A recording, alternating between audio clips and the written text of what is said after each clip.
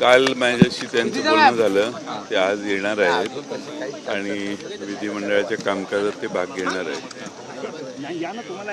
संध्याकाळी दुपारी आमची त्यांची भेट आहे. सर, दोन्ही राष्ट्रे आल्यामुळे विरोधकांची जी मोठी ते आणखी जास्त मजबूत होईल. आणि नक्कीच तुम्ही काल 1 नंबर आणि 2 नंबरचा विषय काढला, याला त्यांनी उत्तर दिलं.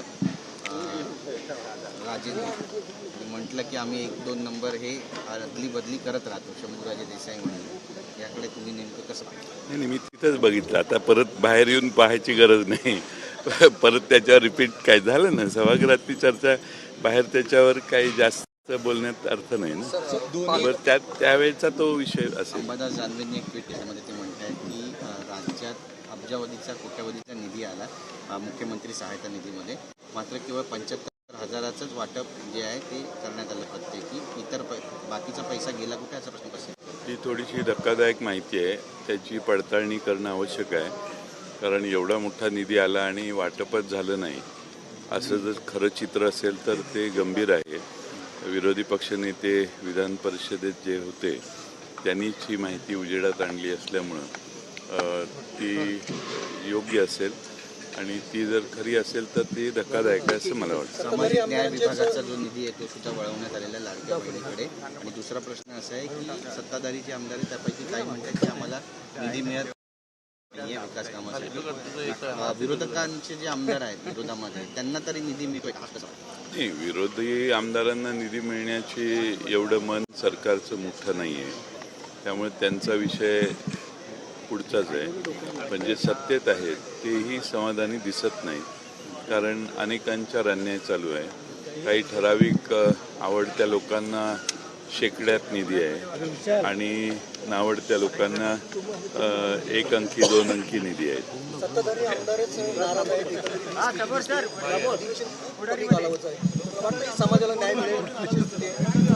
न्याय 6 दिवसाच्या अधिवेशनात मिळणार नाही हे काळ्या दगडावरची रेघ आहे. पण विदर्भातल्या शेतकऱ्यांचे प्रश्न, विदर्भातले अनेक प्रश्न आम्ही आज पुढचे 4 दिवस जे आहेत त्या 4 दिवसात मांडणार आहोत. विरोधी पक्षाच्या वतीने तरी हे प्रश्न मांडले जातील. सर, मुंडवा जमीन सवाल उपस्थित केलेला आहे, कारण काल देखील भेट झाली, अजित पवार आणि शरद पवारांची भेट झाली. निमित्त होतं वाढदिवसाचं, झाली असेल? मला माहित नाही ना, मी नव्हतो तिथं, त्यामुळे मी त्याच्यावर कसं भाष्य करणार. सर, मुंडवा आणि वाढदिवसाचा जेवण असेल तर सगळे येऊ शकतात. विरोधक कुठे असा सवाल सत्ताधारी विचारत आहे, विरोधक नेमके आहेत कुठे असा सवाल सत्ताधारी उपस्थित करत आहे, कारण पायऱ्यांवरती आंदोलन होत नाहीये. नेमकं आता विरोधकांची सत्ताधारी असा प्रश्न विचारू शकत नाहीत. हा तुमचा स्वतःचा प्रश्न आहे असं माझं मत आहे. कारण पायऱ्यांवर आंदोलन करण्याच्या विषयीचा जो विषय आहे, आम्ही सभागृहात सगळेच प्रश्न प्रभावीपणाने मांडतोय. पायऱ्यांवर बसून आंदोलन करणं, ज्या गोष्टी सभागृहात मांडल्या जात नाहीत, सरकार त्याच्यात आडवं येते, त्या गोष्टी पायऱ्यांवर येऊन मांडणं स्वाभाविक. सर, मुंडवा आणि 21,032 जी आर काढलेत, 21,000 कोटींची मदत शेतकऱ्यांना दिलेली आहे. बरं, अशी शेतकऱ्यांना मदत दिली तुम्हाला असं वाटतं? 32 जी आर काढलेत आणि 21,000 कोटींची मदत आम्ही शेतकऱ्यांना दिलेली आहे.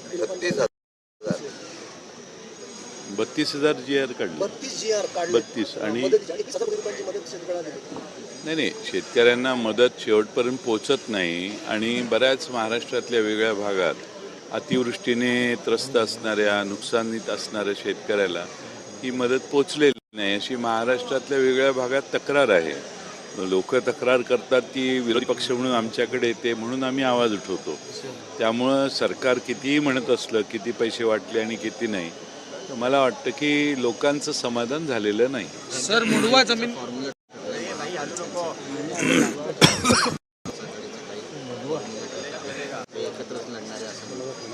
आम्ही महाविकास आघाडी म्हणून जिथं शक्य आहे तिथं सर्व ठिकाणी एकत्रित लढू.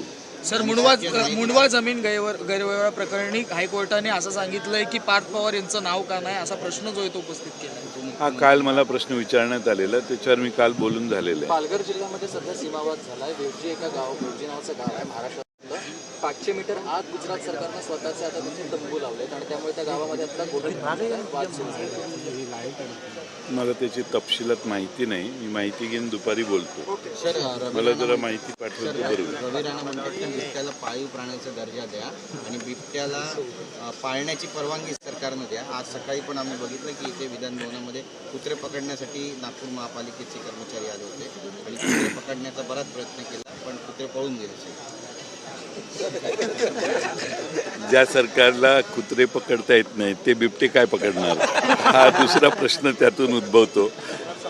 रवी राणांचं जे दृष्टिकोन आहे की बिबट्यांना पाळीव प्राण्याचा दर्जा द्या, त्यामुळं महाराष्ट्रातल्या सत्तारूढ पक्षाची दिवाळखोरी काय चालू आहे हे तुम्हाला त्यातनं लक्षात यायला हरकत नाही.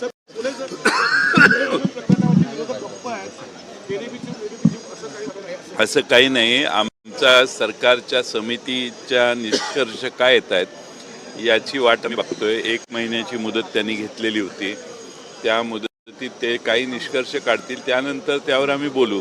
ज्यावेळी निष्कर्ष निघाले नाहीत हवेत गोळ्या मारणं योग्य नाही. जे आमच्या हातात माहिती जी तुमच्याकडे आहे तेवढीच उपलब्ध आहे, ते समिती नेमलेली आहे ती अधिक माहिती देत असेल तर त्यानंतर त्यावर बोलणं योग्य आहे.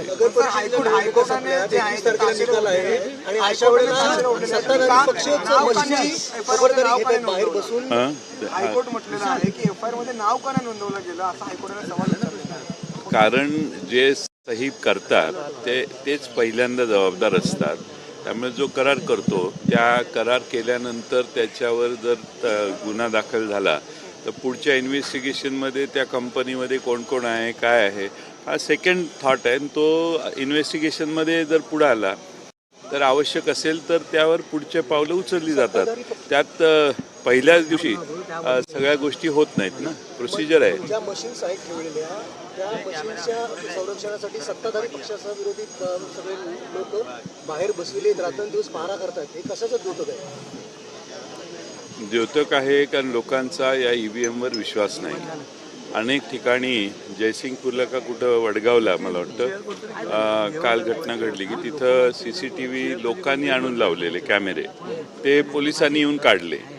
म्हणजे डोक्याचा काही भागच नाही. ते लोक पाळत ठेवत असतील कॅमेऱ्याने तर सरकारचं किंवा पोलीस यंत्रणेला काय त्रास होतो, पण CCTV कॅमेरे लावून देत नाही, तिथं माणसं राहून देत नाही.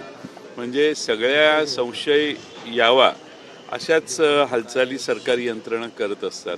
खरी वस्तुस्थिती ही आहे की त्या ठिकाणच्या लोकांना त्या EVM वर विश्वास नाही म्हणून त्याची पाळत ठेवणं, ते बाहेरून हॅक होतील का याची शंका असणं, बाहेरून EVM मध्ये काही बदल होऊ शकतात अशा लोकांच्या अनंत शंका आहेत. म्हणून मी सतत सांगतोय की निवडणूक आयोगाच्या या निवडणूक पद्धतीवर लोकांचा विश्वास कमी झालेला आहे.